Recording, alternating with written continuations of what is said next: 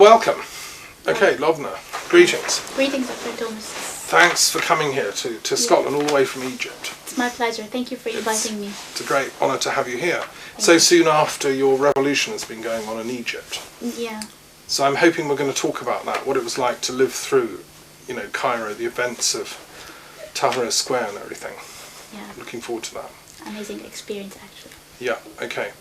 But before we get on to that, maybe just introduce yourself to our listeners and say a little bit about your educational background, because we met through that, didn't we? Yeah. Yeah. My name is Lobna Muhammad Gamal.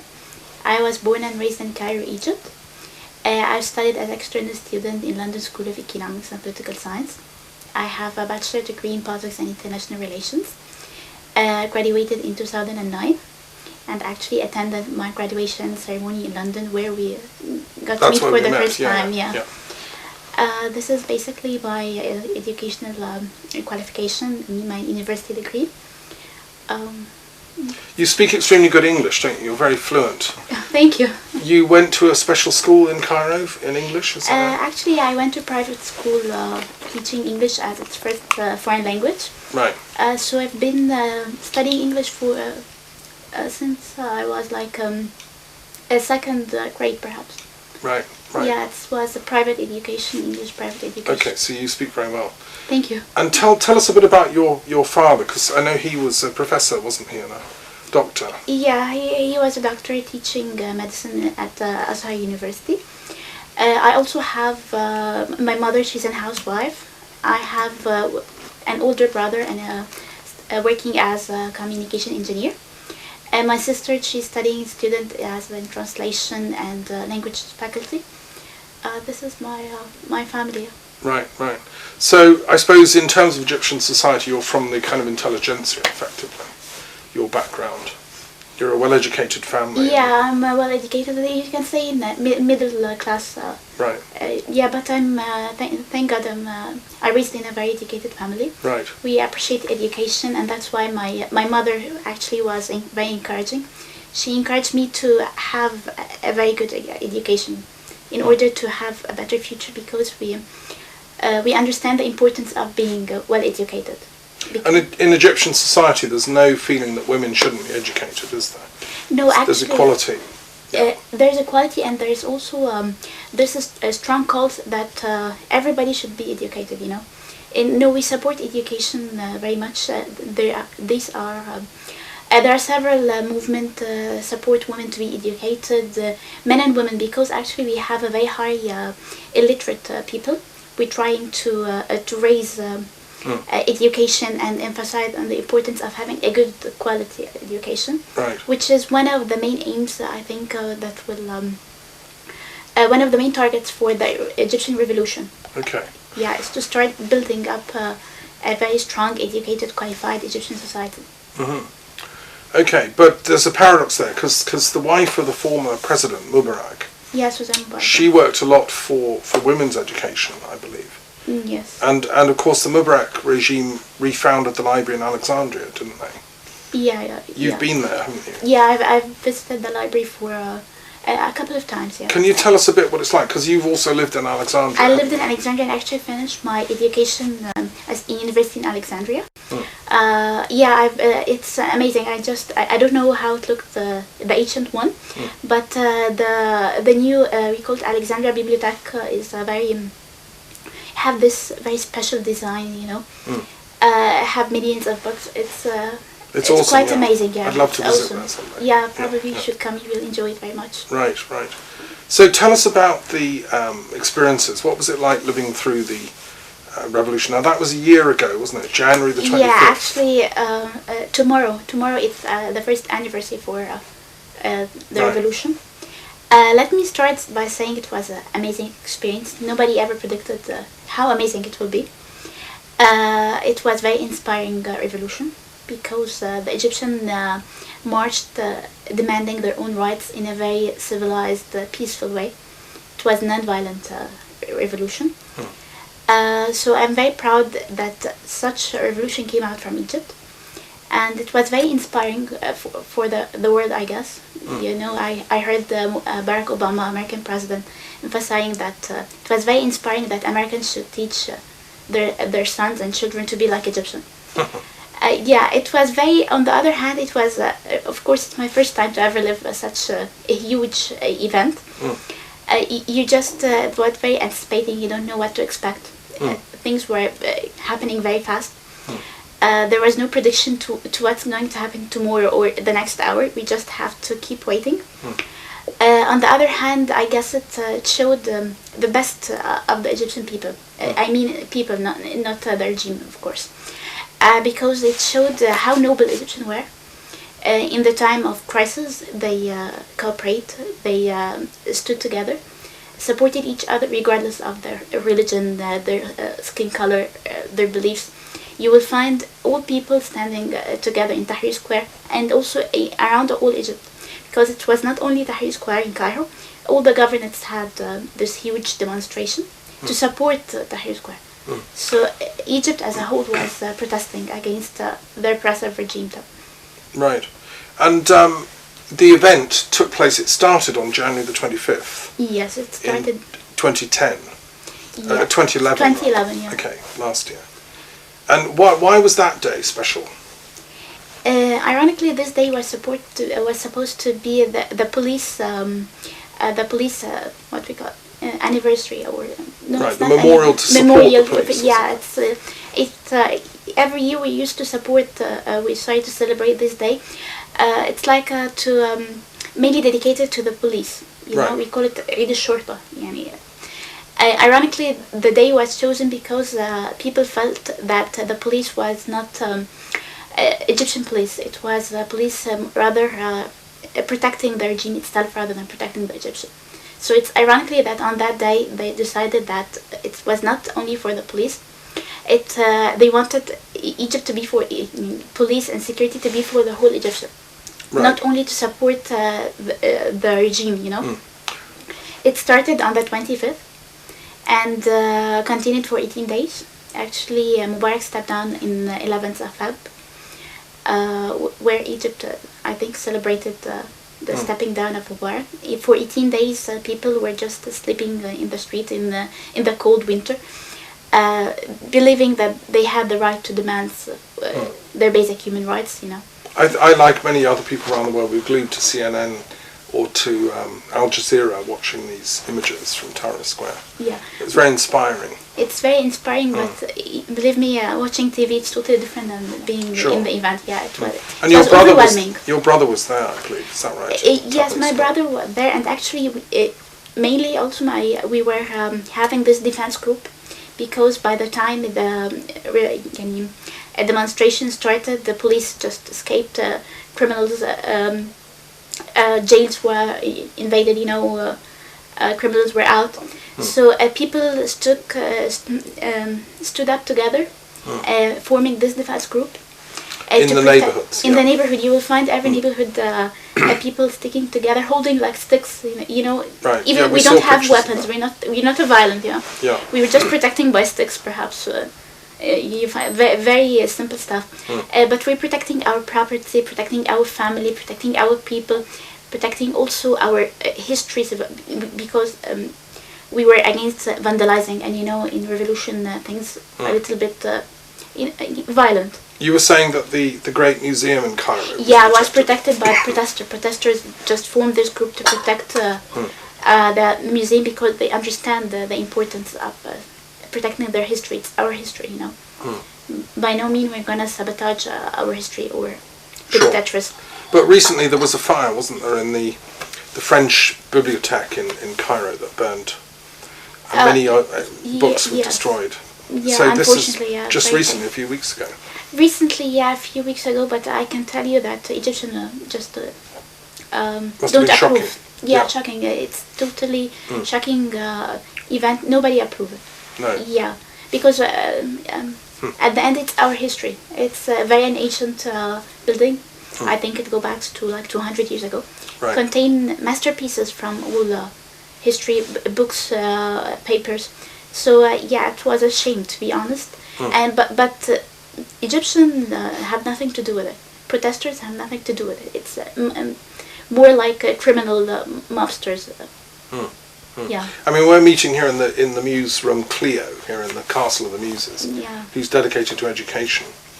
And you watched last night a film about the burning of the Library of Alexandria, didn't you? Yeah, Agora. The original times, which is a great movie. Yeah, I enjoyed it a lot. Yeah, And, it's my first time to watch it. Yeah, I mean, the tragedy of so much history is that culture and learning is always being attacked by thugs, and and libraries get burned, don't they? Yeah, by ignorant, I guess. Yeah. Yeah, Yeah. ignorant are just the enemy of education. Yeah. Nobody well educated will have the will or the courage to burn a book or to... And what's the word for education in Arabic, the main word?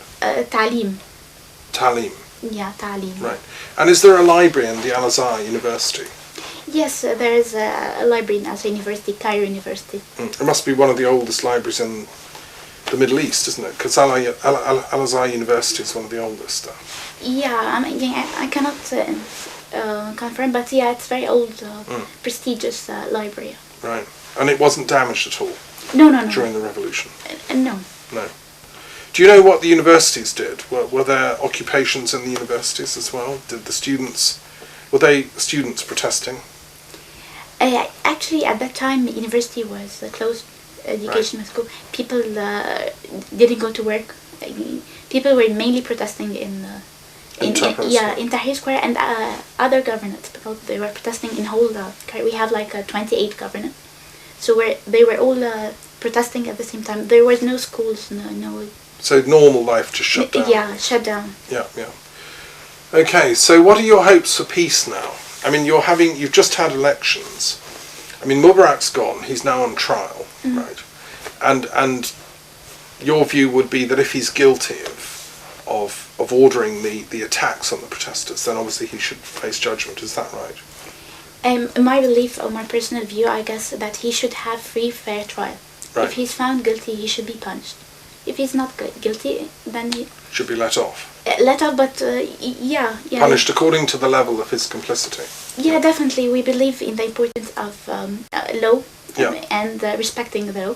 So he should mainly have this free, fair trial. Right. And do you know when the verdict is likely to be given? When will this trial be finished? Does anyone know? No, I don't know. Perhaps a couple of months, maybe 6 months, but I don't know exactly when. Right. Actually, they're starting, but somehow they're just postponing it for the next session till completing evidence, stuff like that, Right. Because, I mean, in terms of the relative dictators around the world in history, Stalin and Hitler and, others, he doesn't seem to be in the very top rank, does he? I mean, in terms of evil, he did a lot of good for Egypt, didn't he? Maybe he just got in the end a bit corrupt. What sorts of things were going on under his regime at the end that got the Egyptians so mad? Did you know personally people who'd been arrested and imprisoned? Personally, no, but definitely there was people who arrested. Activists were very human rights activists. People who demanded for change were very were attacked, arrested. Yeah. Let me say that the main problem for Mubarak regime is inequality, injustice. There was no this social equality at all. People felt felt no justice in anything. Meaning in education, in having this good living standard of life, your dignity, everything related to your basic human rights was missing. Let me say that perhaps Mubarak, I can never know his intention, but I guess he should have done much better, because you have this responsibility toward your people. If you're not capable of doing this responsibility, perhaps you should step down, If you're unable to do it, just give it to somebody who can. Because by the end of the day, we are all supported by our leader. He should provide us a very good living standard. He should emphasize our rights. This stuff, for example, education, as you said, that by mentioning that I have a good education, it's private education. In Mubarak era, state education went down, very bad. You found like an 80 student in class.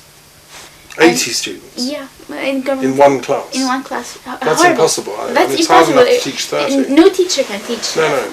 Yeah, education was very bad, and as I believe that education is the core for any development, for any civilization. So how will you have this educated, sophisticated nation when you don't have a proper state education? Yeah, and it costs a lot to be able to have well education in private schools. Right. It's so unfair. is that one of the aims of the revolution, is to increase the education? To develop the quality of education. Right. Because the education have a very poor quality of Egyptian. Why don't you go into teaching yourself? Yeah, I'm learning. Teaching, you mean? Well, in schools you could do teaching. I don't mind. Yeah, if it'd be a good thing to do. Yeah, it would be. Definitely, I don't mind. Yeah. I would like to participate in building my new country. Yeah. It's a great profession, as you know. I'm a teacher myself. So. Yeah. Yes. So tell me, what do you see the long-term prospects for peace in your country? What hopes for peace have you got? Because I know things are still on a bit of a knife edge. The army's in control, right? But they pledged to hand over power to civilian government. Is that right? Yes. By the 1st of July, we will have. In 2012. Yeah, 2012, 1st of July will be the first day for the new elected president. So when will the election take place? I guess it will in April. In April, yeah. In April? In April we'll start people running for election campaigns and that stuff. And eventually by the end of June, election would be completed. Over. Yeah, and completed, and the president will be elected. And then she'll take power on the 20th of July, so that's a big day for you. Yeah, it's a big day. We are actually very anticipating for the day. Right, and then one hopes the army just will accept that. Yeah, army will just step down from managing the country and go back for its defense purpose, which is mainly the main aim for any army is to defend whether external or internal borders of the state. Sure.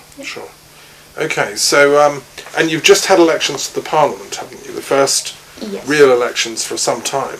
And you yourself voted, didn't you? Yeah, I voted, and I'm proudly to say that I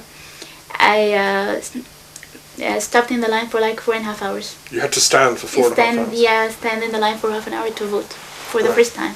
Sure. That's the first time in your life you voted? Yeah, it's my first time to vote. Right, and many people throughout Egypt were voting? Yes. Yeah. There was this, people were just willing to change their country, willing to determine their destiny. So they're willing to do something positive. They were, I can say it was very positive experience. For the first time, Egyptians feel that actually their voice is heard. Their voice worth, because it was a very, at least a fair, first fair, free election. But am I right in thinking that before, under Mubarak, it was supposed to be a democracy still? Were there no elections before? No, there was election, but not fair election. Again, it was manipulated by the regime. So it was like a corruption process? Very corrupted process. But this time it was fair? You didn't have any evidence of corruption or... Definitely, there was like mistakes mistakes, but it's our first time to have a fair election, We are just first here in democracy. So probably it's not a perfect 100%, but it's one step toward a better society, a more democratic society, because you're just creating a system from scratch, Sure, that's important. Yeah. The party that came out in votes for the parliament was the Muslim Brotherhood, is that right? Actually the Muslim Brotherhood took majority of the votes. Followed by that, I guess it's a Salafi.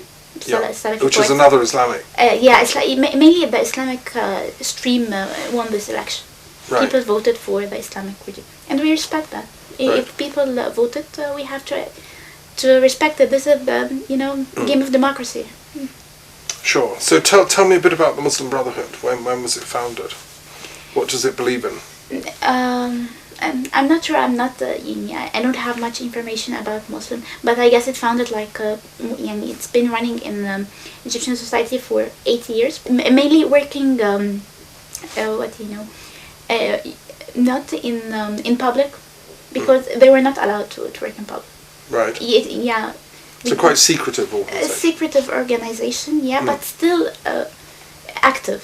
Right. Yeah, active in the Egyptian society. And they're seeking basically a Muslim culture, a Muslim society, as the solution to Egyptian Muslim, problems. but it's Muslim moderate society. Right. Yeah. It's not an extremist kind of organisation. Yeah, I can guarantee you that Egyptian people by themselves are very moderate, peaceful. They won't accept any extreme forms of rule, Right. whether it's by Muslim Brotherhoods, by liberals, by any part. It will not be acceptable anymore to have Right. an oppressive or extreme regime. Sure. So tell us a bit about your spiritual beliefs, because you yourself are obviously a Muslim. And Yeah, you're what I'm I'd say a Muslim, I'm proud moderate to- in your views. I mean, if you represent the Egyptian version of Islam, tell us what your beliefs are, what your spiritual faith is, and particularly your understanding of peace, because many people in the West particularly think of Islam as very violent. It's kind of, full of terrorists and No. etc. Let me say I'm not a specialist, but I will tell you what I personally believe in. Islam is a very peaceful religion. Very, very peaceful. It runs against any form of violence. Terrorism has nothing to do with Islam. Genuine Islam, I mean. Anything extreme, it's not the fault of the religion itself. It's the fault by people who understand it wrong, Right. For me, Islam, it's like it's very mercy, compassion, cooperative. It's like it's more to daily how you interact, how you deal with people. It's about dealing with people, actually. Right. So for me, I think it's very peaceful, non-violent religion, Right. which seek humanity and harmony among all peoples. This is the purpose of Islam, and to be able to, all of us, with all our different beliefs, to be able to live together in harmony. So I guess this is the main purpose of Islam. This is how I believe in it. Sure. Well, and the word itself, Islam, comes from the same root as salam, meaning peace, doesn't it? Yeah, And salam submission. means Yeah. in peace. Peace, yeah. Yeah. And the word, I believe, has the root meaning to be whole. It's the same as the Hebrew word shalom, which is there in Jerusalem. Salam means wholeness. If you study the origin of words, which I do, as a I linguist. didn't study it yet. But Islam comes definitely from salam, which is peace in Arabic. Sure. So, I mean, there shouldn't be a quarrel between Islam and any other religion if they also believe in peace. Yeah, if people believe in peace, there's... And in Egypt, there are many Christians as well, Copts, we call them. And they've always lived in peace with the Muslims, haven't they? Yeah. I mean, your neighbours, some of them are Christian, right? Yeah, definitely. I have neighbor. I have people working, colleagues. Yeah. Yeah. And some of your political leaders now in the New Democracy, you were describing a Christian, is that right? Leader in the political definitely. parties and stuff. Anybody can. Because they have a vote too, don't they? Yeah, they have a vote. They have rights, and that's why we are calling for a real democratic system. Where people are equal in their rights, also in terms of their duties. That's another important point. Yeah, the duties and responsibilities. Yeah, because everybody, as well as seeking his own rights, he should respect other people and see what you have to do. You're. So Egypt has many Christian monasteries and things, hasn't it? And have you been to St. Catherine's Monastery in the Sinai? No, I didn't visit it in Sinai. It's famous though, isn't it? Yeah, it's famous, but no, I didn't visit it. I mean, I think I'm right in saying Muhammad knew about that monastery and wrote a letter. I believe they preserve a letter of Muhammad's pledging to protect it.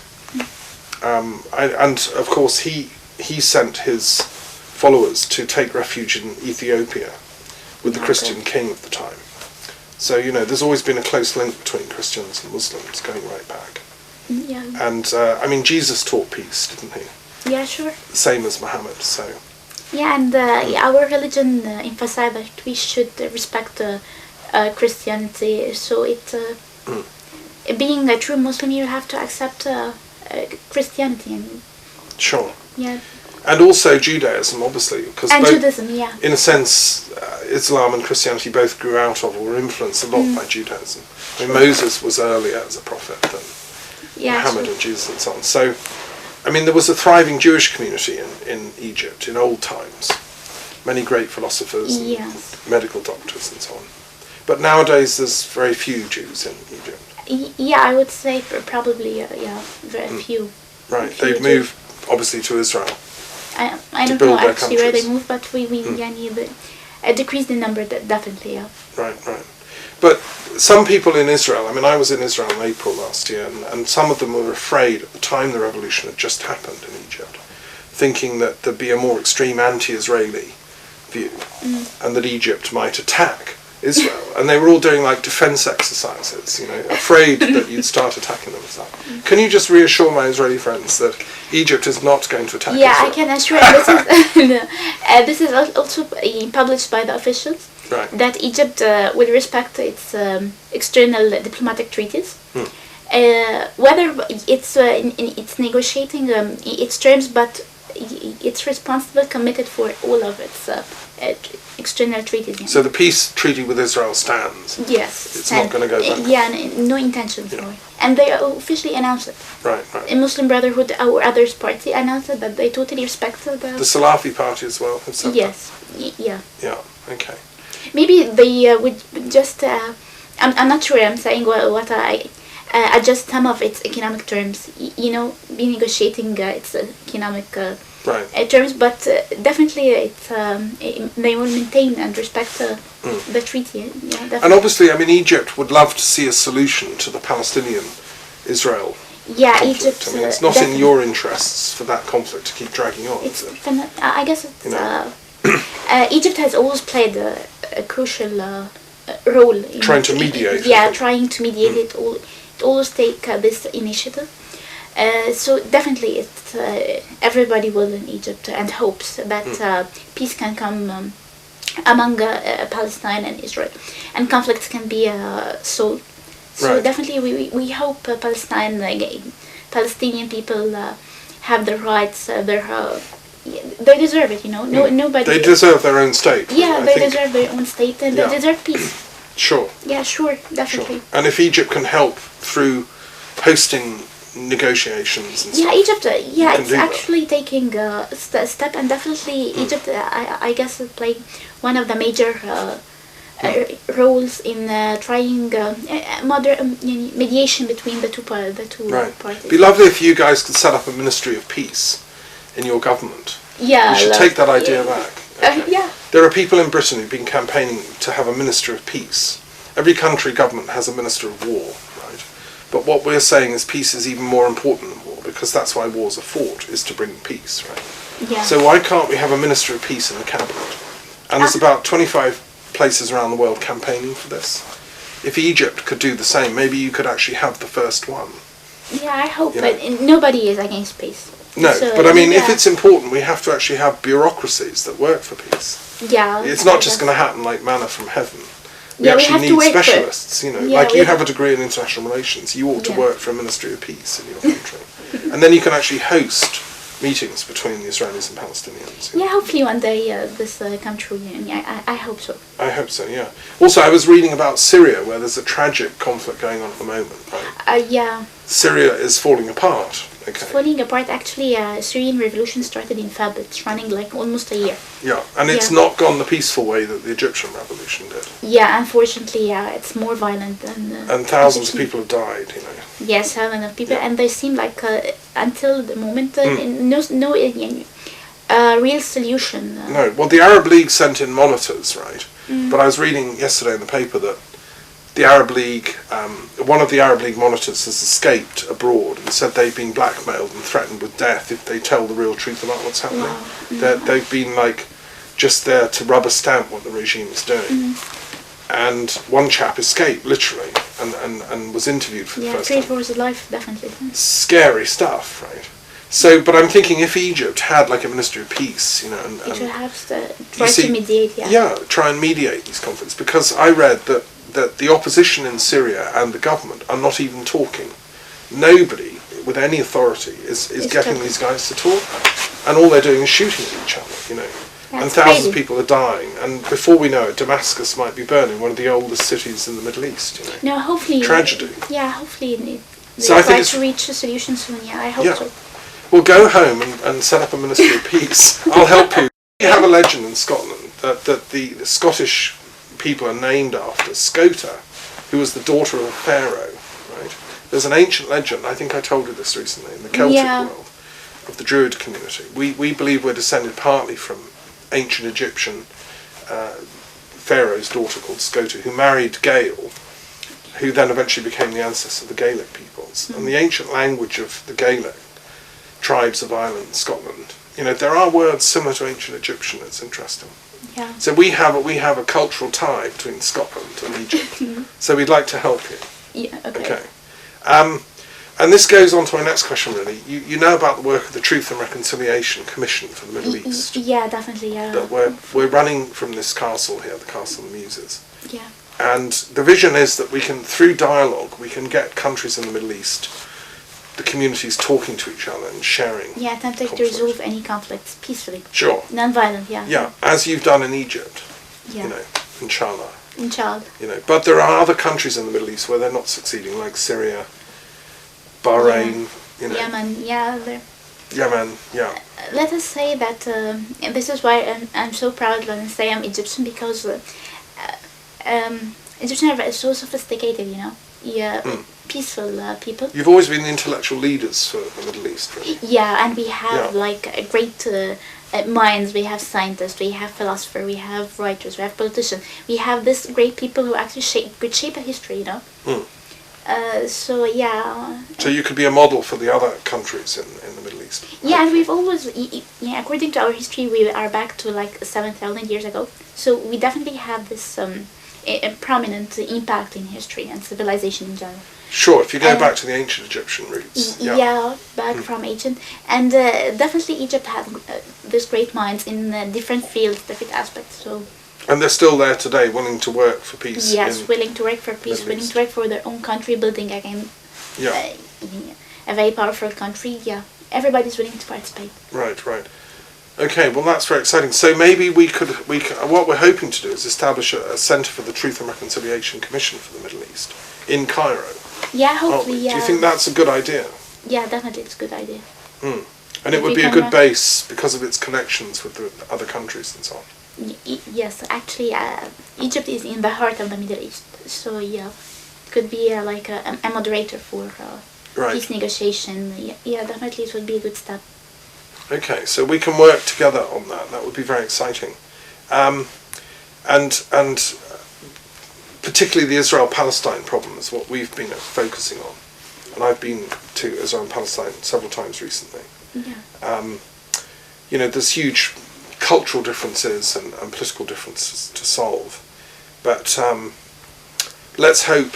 I mean, the vision of the Truth and Reconciliation Commission is we'll leave to others to discuss military and political issues, right? I mean, we have no power as an unofficial NGO project, right? It's a non-governmental initiative. But it's about getting ordinary citizens to talk about their experiences, so that as men and women and children and students and so on across these countries. I mean, have you ever met any Israelis, for instance, yourself personally? No, No. I've never met. No, and it's difficult. I suppose you're not allowed to travel to Israel, are you? Yeah, Politically? definitely. Yeah, politically. Yeah, we're not allowed. It's not. Yeah. No, and likewise, Israelis can't travel to visit you. So how can you make peace if you can't even talk to each other? This is the problem. We now have the internet. We have, you know, the media. So at least people can communicate through the cyberspace. Yeah, hopefully, yeah, people can communicate. Yeah. And that's one way that the Truth and Reconciliation Commission is working, is through filming, through trying to make broadcasts and so on. Mm-hmm. So that's one thing we can communicate. Tell me about the Egyptian television industry and the film industry and so on. Are there many people in Egypt making films and documentaries? Yeah, we have a strong film. I would say, one of the strongest in the Middle East, filmmaking industry. We have great actors, actresses, people, filmmaker in general. Recently, it's especially after the revolution, we just recently the industry of documentary movies, Right. It's becoming more popular. Have there been many made about the revolution then?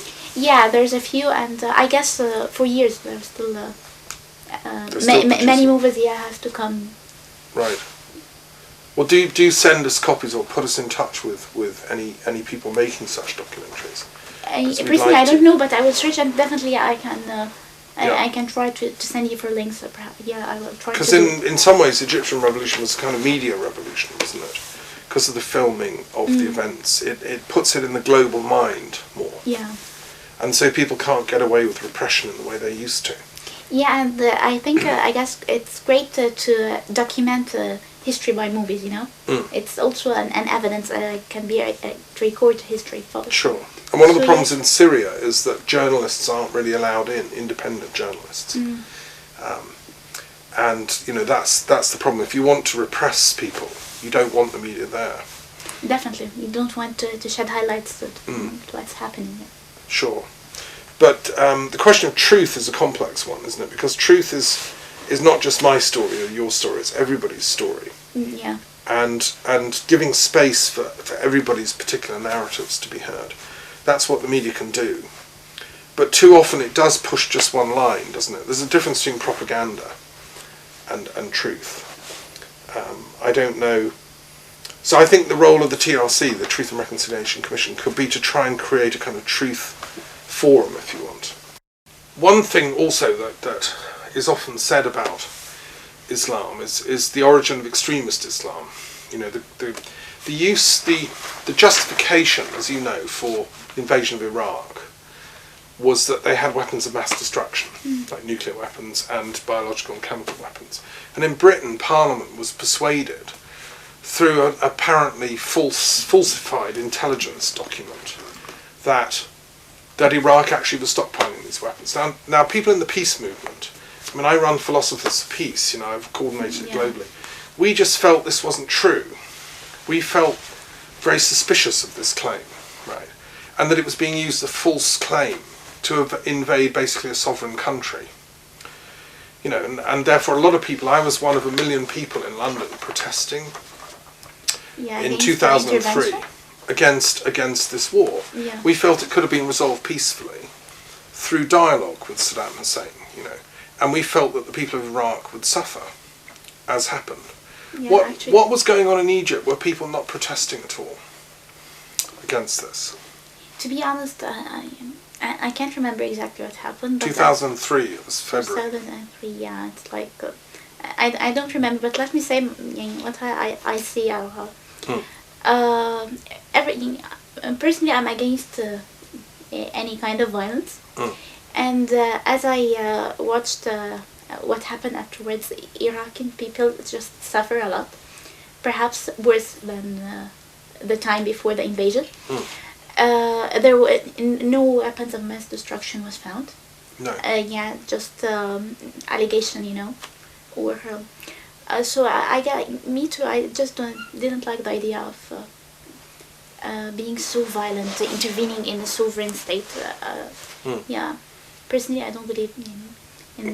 It seemed against international law from the perspective of some of my legal friends. Yeah, because you are intervening intentionally in the internal affairs of a sovereign state. Sure. I mean, it's against UN treaties. It's against international law. I still think that people should be held accountable. UN Charter respect all the rights of a sovereign state. Sure. It needed no somebody to protect it. No guardian. So there was a similar feeling I can hear, but the other thing was of course the threat of so-called extremist Islam, the Al Qaeda types. What annoys me from the Western perspective is that the invasion actually increased. Yeah, I was just about to ask you. Do you think the invasion solved the terrorist attack or the violence? Was it the key or? Well, no. I think it made it worse because in Iraq ever since there've been bombings every day. Violence leads to more violence. Sure. Yeah. And it gave more justification for extremist groups. Sure. So even in London we had bombings. and my own personal view is that the business of the attacks on America, the 9/11 attack, should have been addressed by a proper international inquiry into who did it through the UN. That was an attack on America, and if it was Al-Qaeda, which certainly they were involved, they should have been held accountable through international law, and dealt with. But obviously there's still so many unanswered questions about 9/11 and what actually was going on, who was responsible. What actually happened, Are there those kind of theories in Egypt about the 9/11 events, or do people accept that it was just Al-Qaeda and that's it? I cannot assure exactly theories, but I guess we all think it's related somehow to Al-Qaeda. Sure. Yeah. Sure. And okay, so those are interesting issues. But just to clarify, what you're telling me is that the main form of Islam in Egypt is not at all an extremist form. It doesn't advocate violence, terrorism. Islam in general does not advocate violence. Yeah. This is the genuine Islam, what I'm talking about. Right. Any practices, it will be not related to Islam. Sure. Yeah, this is also my belief. Right. And you have at Al-Azhar, you had a theology faculty, don't you, which is probably the most important imam in the Islamic world, in the Sunni world. Who's the leader of the Al-Azhar University, who's like the Mufti of Egypt? Al-Mufti is... he's an old man who gives his... we have Mufti Gumriya is Ali Goma, and we have Ahmed al-Tayyib, who is running Al-Azhar. Right. And these are senior scholars within the Islamic Senior world. scholars, representing moderate Islam. Right. Very enlightened people, very educated, sophisticated, have this. Sure.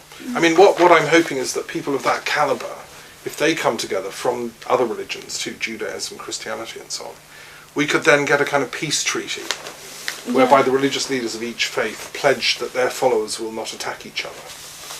That's the goal here. I hope so one day this way. I mean, I know the King of Jordan's involved with interfaith work like that.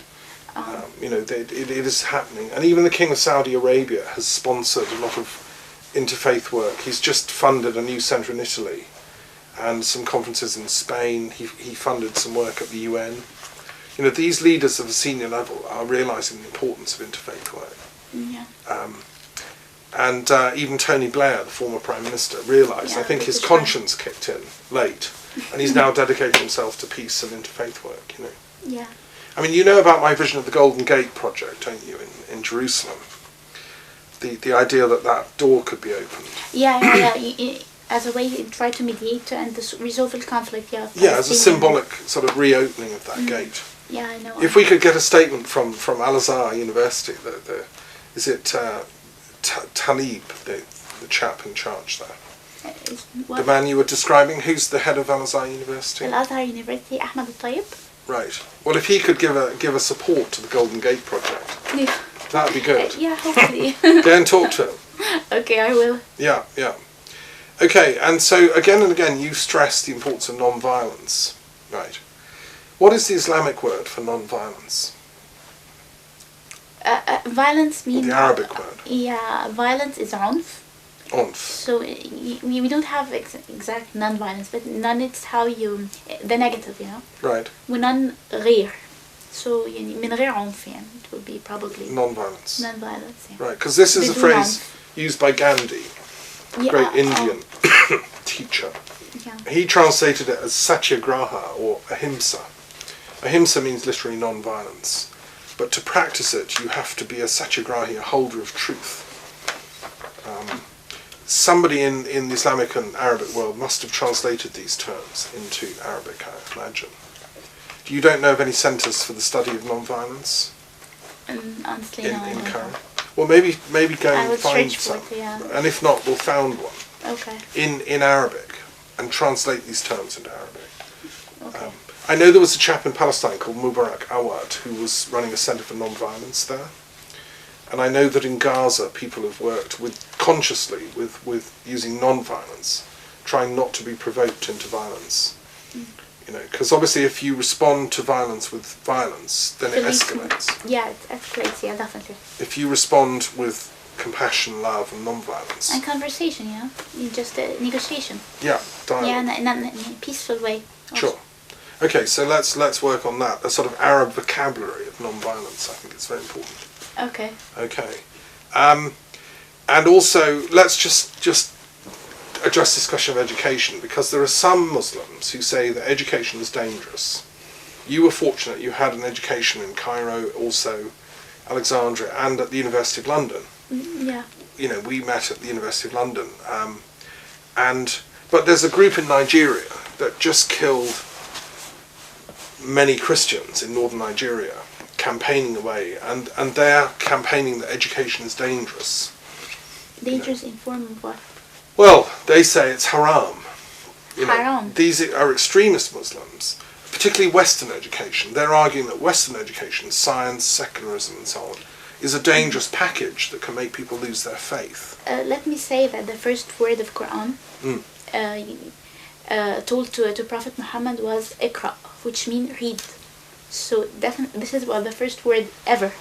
Right. So it's never gonna be haram to be educated, well educated. No. Right. So these kind of Muslims, sadly, have gone astray, really, haven't they, from authentic teachings. So education, you would say, doesn't threaten faith. No. It hasn't made you worse of a Muslim to become educated and get a university training. No, I don't agree. No. Right. You can be a more intelligent kind of Muslim, maybe, with a better definitely. education. You have to be a good model, a Muslim model, somebody very educated, somebody academic, and it never ran against my beliefs. No, I mean that was the point of Al-Azhar University, was to create, you know, an Islamic intelligentsia, wasn't it? Yeah, definitely. Of scholars and philosophers. Islam support education, support intelligence, emphasize and encourage everybody to be educated. Sure. Yeah. So maybe those people in Nigeria, if they could only know this, they would stop bombing people and killing them. Yeah, it's crazy how you could... It's frightening, yeah. Yeah, it's frightening, actually. I don't know what to say, but... Sure, it's embarrassing. And also, they could then go back to school themselves and study, you know. This is what I worked out for the University of London, was creating an institute for peace studies. Yeah, okay. And what we need is a peace studies movement in the Islamic world, in Arabic, translating materials, for those kind of villagers who are doing those bombings in Nigeria and places. But now in Egypt we're just encouraging, as I was telling you, because we have a high percentage of illiterate people. Right. So currently we are encouraging people to have a better education. So I guess we're supporting very much people to be educated, because education is the only way you're gonna have a better future. Why is there a high percentage of illiterate people? I thought every Muslim was trained to read the Quran. I mean, you read the Quran beautifully, and we've been recording some of my commentary on the Quran together. Thank you. But surely, I thought every Muslim boy and girl was taught to read the Quran. This is why, going back to a very harsh, horrible economic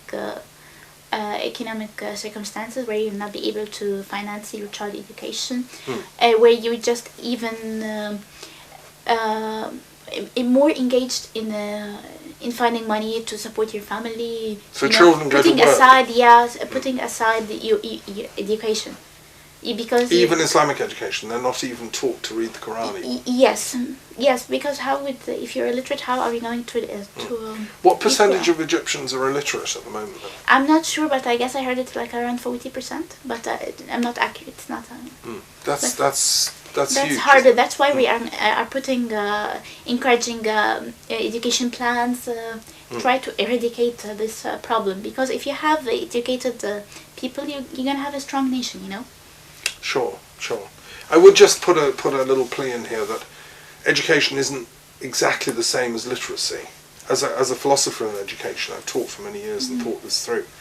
I mean, I know people in Britain who are, maybe they have dyslexia, we call it. They don't read much, they find difficulty in writing. But they're very clever and wise. You can be educated spiritually and morally And yet, not necessarily like reading and writing. Yeah, I totally agree. And you will find the Egyptian people who are not so fortunate to have a high private education or stuff. But on the other hand, they have this intuition. They are very intelligent. Right, and that's it's important. not. Yeah.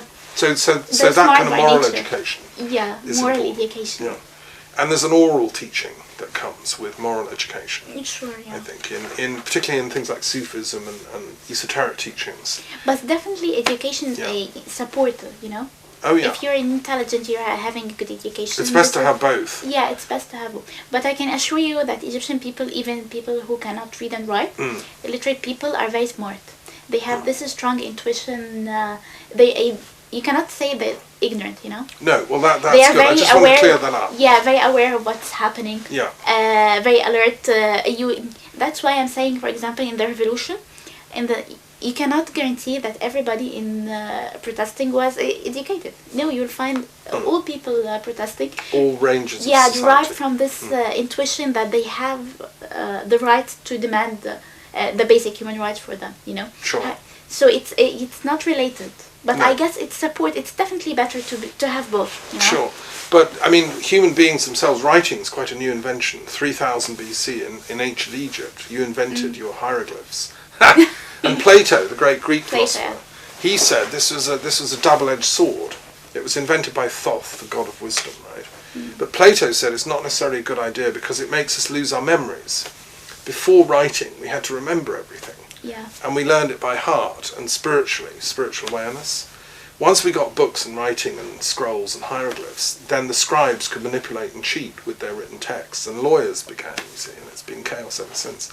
From a philosophical perspective, it's better that you can say your word and it is trustworthy, that your speaking is true, not what you write. Yeah.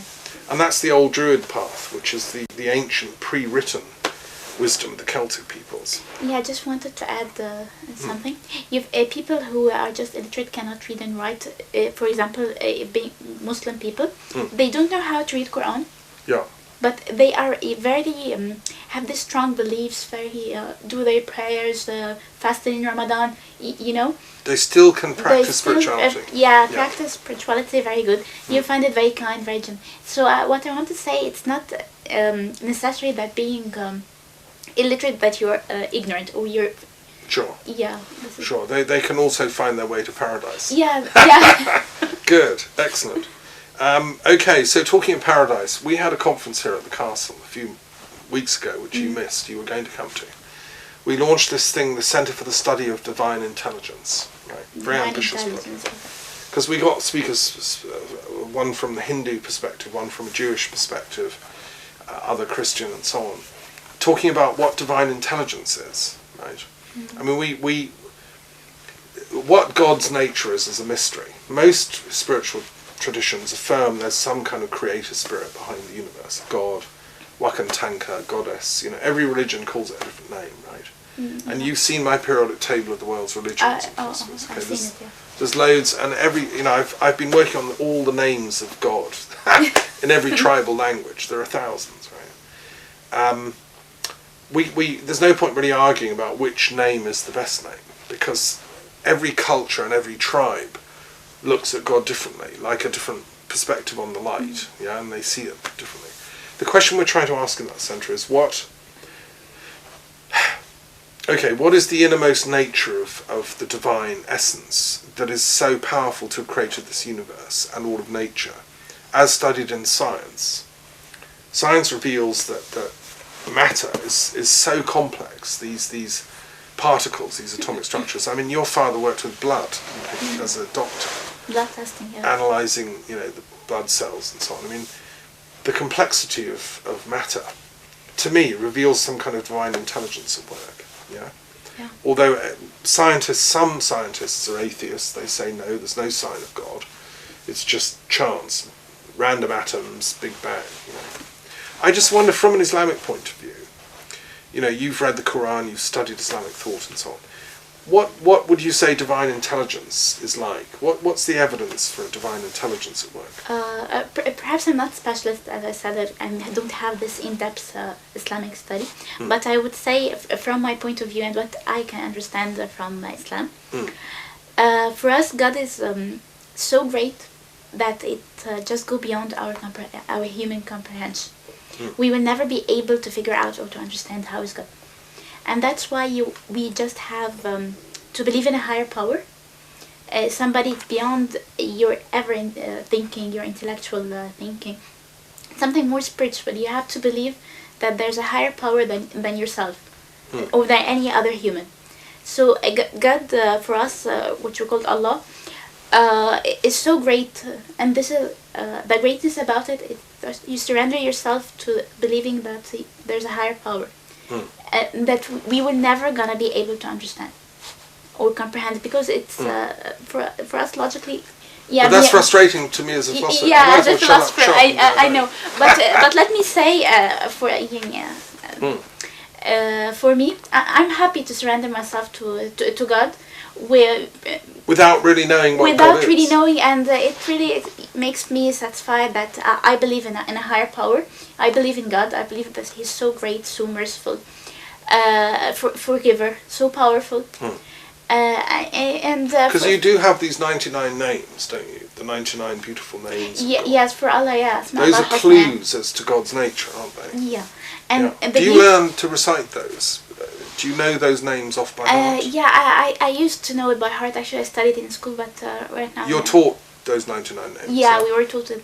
Yeah, because I teach my children, when I teach religious studies in secondary schools in Britain, I've always made them learn those 99 names. And that's the beauty of it, you know. For me, as I was saying, that it go beyond my own comprehension. I will never be able to figure out. No, obviously we can't, but we can get a clue. But it's so satisfying and beautiful that I just surrender myself to God, obey Him, trying to be a good person. So for me, well, that's enough. Yeah. Well, fascinating. Thank you for that. Thank you. I just want to ask one final question, really, and then you can ask me anything you want. Okay. You know, it's which is, what do you think of the Castle of the Muses here? Have you enjoyed your visit? Yeah. What do you think of the environment and stuff? Yeah. First, I'd like to thank you so much for inviting me to your Castle of Muses. Actually, it's amazing.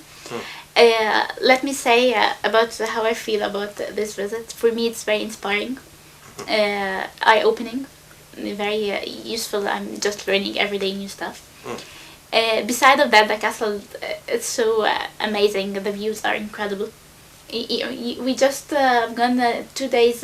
We've been walking outside, doing this walk, seeing this beautiful landscapes, amazing view, nature.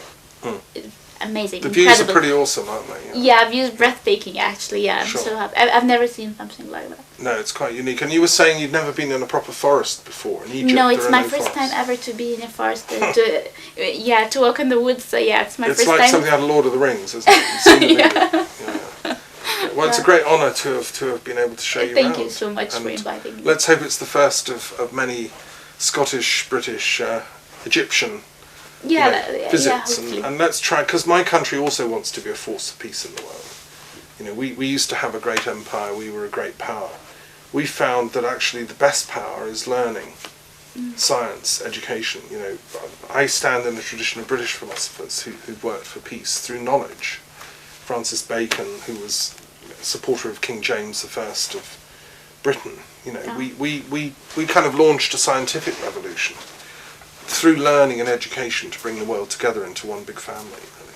And that's what we're trying to do here at the Castle of the Muses still. And we want to support what you're doing in Egypt, you know, to help the Islamic and Middle Eastern world become the peace place that I know you can be.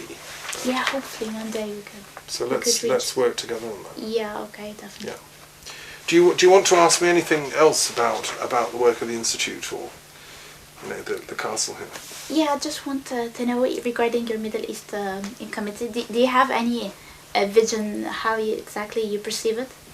But I know your aims or what you exactly hoping to get. You know, it's your outcome. But you have a clear image to what, how actually you can operate it, how can I think, yes, I mean, I do have several clear strategies worked out. The most important is to give a voice to the people of peace in the Middle East, like yourself. You're one of 80 million Egyptians, right? Yeah, around 85th. But the voice of people like you is not usually heard, right? We hear the voice of extremists or terrorists or politicians, right? I think, and the same in other countries, Syria, Jordan, Iraq. You know, if American camera crews had gone into Iraq in 2002 and interviewed ordinary Iraqi women and men and got their views, I don't think the invasion could have happened, you see. Yeah. Because I think the American people would have realised what lovely people these are. You know, Muslims aren't a threat to us. They're just seekers of truth like we are, you know. And so what I'm hoping is that if the voice of the good people of the Middle East regions can be heard, filmed, recorded, shared, documentaries made, and people who struggled for peace and justice non-violently, if their voices can be heard, then, you know, we can help rebuild a peaceful region in the world, you see. Yeah. You know, the Middle East was the cradle of mankind. The Nile Valley is one of the birthplaces of civilization. And the Tigris and Euphrates rivers in Iraq. You know, that's where the first cities were made, the first writings invented, the first pottery and the wheel, all these inventions, you know, time, the Babylonians invented 360 degrees, you know, geometry, all this stuff. So if this region can make peace, then the whole world can, you know. Yeah. And I mean, I just trust in the ingenuity and wisdom of the people of the Middle East, like yourself, like Iraqis, like Jordanians. You know, you're incredible people, right? We were discussing yesterday the Arab nations are descended partly from the ancient Egyptians, aren't they? Through Hagar, who was an Egyptian, Abraham's other wife. Ishmael was Hagar. Ishmael was half Egyptian. So I mean, the ancient Egyptian culture lives on in the Arabic world. And so really so by interviewing people to travel to the region, you know, I'd like to come to Egypt, you can introduce me to people, we'll go to the Al Azhar University. Yeah, definitely. I hope you can make it to Egypt. Yeah. Okay, interview these moderate voices and visionary peace leaders, you know. I mean, just as you guys had the courage in Tahrir Square to stand up against violence and the regimes, I think, you know, it's time for the ordinary visionaries and mystics and saints, the living saints of the Middle East, to stand up and say, we don't want any more wars. You know, and so that's the vision, really. Yeah. Yeah. Yes, and to me, you know, your part of the world gave Christ to the world, right? He was a Middle Eastern peace visionary. Gave Muhammad, you know, gave Abraham, Jacob, Moses. You know, their living descendants are still here and among us. So we just have to finish the work. Yeah. You know, we're alive now, we've got to finish the work. You know? And we have to make the best use of our life to try to do something good. That's right. And I've been inspired. I've met many great Sufi saints. I've met living Christian saints. I've met Jewish saints, you know, living alive now, who've inspired me. Some of them are dead. I was inspired by rabbis who'd escaped the concentration camps in Germany. But even that just have their own legacy. So you keep inspiring people even after your death. Yes. Yeah, I mean, life is built on love to me. You know, I mean, in the Christian scriptures it says God is love. Yeah. You know, I think this is a wonderful saying. God is love. God is love. But that has a huge implication. You know, so when I was talking about the question of divine intelligence, you know, what is it? I think it's a heart quality. It's love. And you said you were happy to surrender even though you don't truly know it. It's a bit like being in love, because you don't really know something. Yeah, you just love God, you just believe in God, you just trust Him. It's about faith, yeah. Faith, yeah. You have a total faith in what you believe in. And you're happy, you know. And as I was saying, I'm trying always to be good. I'm doing my best. But on the other hand, I'm not worrying how in asking so much question, because I'm satisfied by the status quo, you know. Just surrendering and believing in a higher power. For me, sure. Well, you have your way. Yeah, this is me. Yeah. You're lucky. I come from my name is Thomas, and Thomas was the questioning. I keep questioning, doubting everything. Yeah. You know, and having to work things out, which is the sort of origin of the scientific method. So I think both, you know, faith and knowledge are important. Reason, aql in Arabic. has to go with faith. Definitely. Totally. And in balance. So anyway, it's my pleasure to help try and work with people in the Middle East, such as yourself. I hope we can get a centre going in Cairo. I hope so, yeah. I hope so soon we can establish this. Yeah, so it's in the hands of God. Let's pray it comes. Let's pray, pass. okay. Sure. Okay, any other questions you want to ask me about the work? No, I guess the rest I know you, knowing each other for a year, so we have many talks, like... Okay. Anyway, we can stay in touch and... yeah, definitely we'll stay in touch. Thank you so much for coming. I mean, it's a long journey. It's my pleasure. Thank you for inviting me. I'm just glad the snow held off and you were able to get through. Yeah, me too. Remember the first night I came in, the wind was just greeting me? Absolutely. Thank God the weather... yeah. It's nice, yeah. Thank you for having me. And last year you wouldn't have got through because we were snowed in for like 2 months. It was so deep snow in January. So you're stuck here in the snow? Yeah. Couldn't get out of the castle. But that was paradise too. Yeah. Because here we are in a library like Alexandria. So it's wonderful. Anyway, thank you so much. And give my love and blessings to the people of Egypt when you get Thank back. you. Okay. Thank you so much. Okay, thank you. Thank you. Salam. Salam. Actually, Lobna, I've got one other question I want to ask you about the flag around your neck. Can you just explain what it is and what it says? Yeah, actually this is supposed to be the Egyptian flag. It's written here بحبك يا مصر in Arabic, which means I love you Egypt. Right. Down here it's it's written in Arabic, okay? ابدأ بنفسك, which means start with yourself. From today, this is your own country. You have to protect your dignity. You have to protect your rights. Don't ever pay bribery. Start by yourself to change your country, to build a good future. Whatever you want in Egypt, you have to fight for it. And don't ever be silent of anything that's corrupt or bad. This is our country. We have to change it and develop it. It's written here now. So it's a kind of... signature ثورة 25 يناير or Egyptian Revolution 25 of Jan. This is signature. Right. And where did you get this from? I actually got it from a park in Egypt. We have this logos and the flags, especially after the revolution. Right. It became very popular, so I just bought it. Okay, it's beautiful. Yeah. And that's the Egyptian flag, is it? Red, black and white. Black and white. Right. With an eagle in the middle. An eagle in the heart, yeah. Is it normally that way round, or is it like... No, it's exactly this way around. Is it? Okay. Yeah. And what does the eagle stand for? I stand for being powerful, being alert, being... powerful, I guess. The eagle is an ancient symbol of that. Yeah, this is stand for blood, which has been people who lost their lives defending their own country, defending Egypt mainly. This is represent purity. Right. Transparency and purity. And this is, as I was saying, represent being a powerful leader, Right, the eagle, yeah. Yeah, and I would love to give it for you as a souvenir. Okay, thank you so much. And the black, what does the black represent? The black, I guess it's, I'm not sure exactly what it means, but I would say it about bad days that we overcome, Can I give you another possible interpretation? Yeah, sure. Based on my knowledge of ancient Egypt, which is that the word for Egypt in the old days was Chem, which meant the black land, because of the fertility of the soil. The soil is black after the Nile floods. And so in ancient Egyptian cosmology, black was a sacred colour.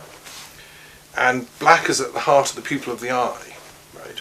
Which absorbs light, and was seen as the most sacred of all colours, because it's about life, fertility. And so that's where the word chemistry comes from. Al-chem and alchemy means literally the black art, which was not something bad. Black has a negative image in some cultures, but actually in Egypt it was sacred. So alchemy meant the black arts from the black land, right? And that's where the word chemistry comes from. So I hazard that maybe the black is a symbol of fertility, of life itself, Yeah. But anyway, thank you. It's a beautiful thing. And we'll hang it in the castle of Muses next to the other flags. Yeah, it's my pleasure to give it to you. Thank you. Thank you so much. Thank you. Right, ready. So can I just ask you just another question that occurs about the origins of the 25th January movement last How it year? started? How do you think it actually started? According to what I heard, Yeah. okay, that started by people connecting on Facebook, stating that on a certain date they will be meeting at this meeting point, attempting to march together to declare their own demands. Officially, one of the main powerful web page on the Facebook Right. was a page called كلنا خالد سعيد, or All of Us is Khaled Said, and its admin called Wael Ghanem. He actually proposed for such a movement, where people be able to connecting by Facebook, Twitter, and this other social. And he was he working for Google at the time? Yeah, actually, he's responsible for marketing. I guess he's the marketing manager for Google Middle East. He What actually was his lives in name Dubai. again? Wael Ghanem. Right. Yeah, he actually was one of. He was there during the revolution. Yeah. He was Yeah. there. He's He Egyptian, but he is Egyptian.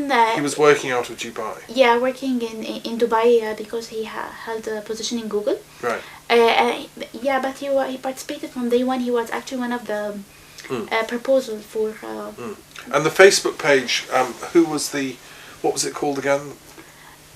كلنا خالد سعيد in Arabic, which means we are all Khaled Said. And who was Khaled Said? Actually, Khaled Said was an Egyptian citizen, killed by the police, beaten till death, and the police just claimed that he was a drug dealer who just swallowed drugs, and he died, but he was beaten till death. And why was he killed? What was he doing?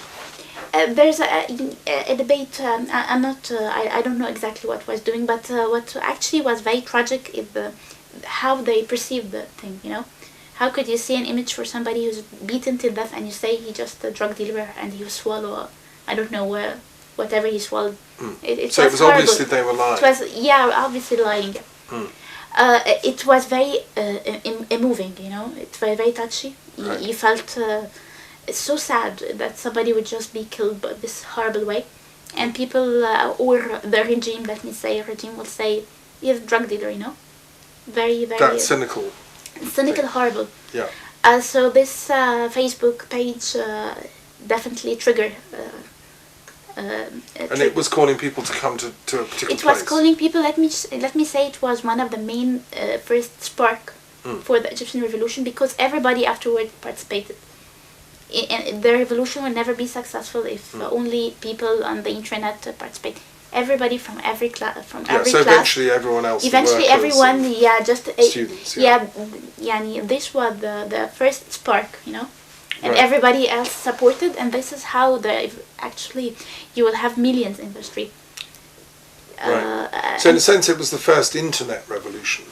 Yeah, definitely internet, Twitter, Yeah. and what actually ironically happened that the government just suspended the internet in the attempting to and also mobile They tried to shut the whole thing down. Yeah, try to minimize people communication, but people were just leaving houses. And, by then, it had already got a momentum. Yeah, it had a reversal impact, But in some countries, they block these things. Like in Syria, you were saying Facebook isn't permitted. Is that right? Yeah. A friend of mine, she's Syrian. She told me that most Facebook and most social was it's not allowed. I'm not sure. I've never been in Syria, but this is what I heard. Right. What's the word for revolution in Arabic? You talk about the Egyptian revolution. What's the term you use? A revolution, Sawra. Sawra. And what does that mean, literally? Revolution, rebellious, revolution. Like an overthrowing, or a revolution in Latin, it means a return to a better system. Revolutio has an implication of getting rid of something corrupt, to go back to how it was.